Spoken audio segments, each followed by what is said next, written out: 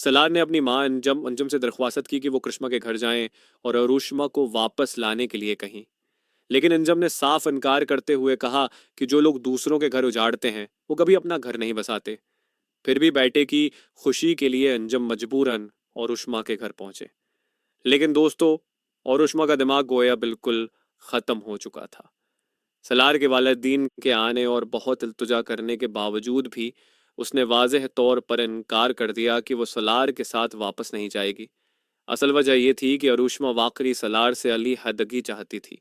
वो अलग घर में रहना चाहती थी। गरीब सलार के लिए अपने वालिदीन का कारोबार छोड़कर अलग होना आसान न था। उसे गुस्सा आ गया क्योंकि नूर के उसकी जिंदगी से निकल जाने के बाद सलार की जिंदगी में कुछ भी ठीक नहीं चल रहा था। उसने फैसला किया कि अब वो नूर से बदला लेगा, चाहे उसके लिए ज़ुल्फ़िकार शाह को ही क्यों न नुकसान पहुंचे। दूसरी तरफ ज़ुल्फ़िकार शाह के घर में उनकी नौकरानी हिरम ने अतवाकन ज़ुल्फ़िकार के वालिदीन की बात सुन ली। वो कह रहे थे कि नूर को जल्द तलाक दे दो और उसे यहाँ से निकाल दो। जब वो सलार के बच्चे की माँ बनने वाली है तो ज़वालफ़कार उसे इस घर में कैसे रख सकता है। नौकरानी ने जाकर नूर को ये बात बताई और मुबारकबाद भी दी। नूर हैरान रह गई क्योंकि उसके और सलार के दरमियान कभी कोई ऐसा रिश्ता नहीं था। उसी वक्त ज़वालफ़कार घर आए तो इफ्तिखार शाह ने उनसे साफ कह दिया कि तुम्हें अपनी बेवी नूर को जल्द तलाक दे देनी चाहिए। माशरे के सवालात का हम किया जवाब देंगे। लेकिन ज़ुल्फ़िकार जो अब नूर से मोहब्बत करने लगा था वो उसे कैसे छोड़ सकता था। ज़ुल्फ़िकार की माँ ने भी समझाया कि तलाक दे दो, उसके सिवा कोई हल नहीं। मगर ज़ुल्फ़िकार ने कहा, तुम मुझे जानती हो, मैं अपने प्यारों को कभी नहीं छोड़ता। मुझे परवाह नहीं कि लोग क्या कहेंगे। यानी ज़ुल्फ़िकार शाह चाह कर भी नूर को तलाक न दे सकता था। नूर ने इफ्तिखार शाह और ज़ुल्फ़िकार की सारी बातें सुन ली थी।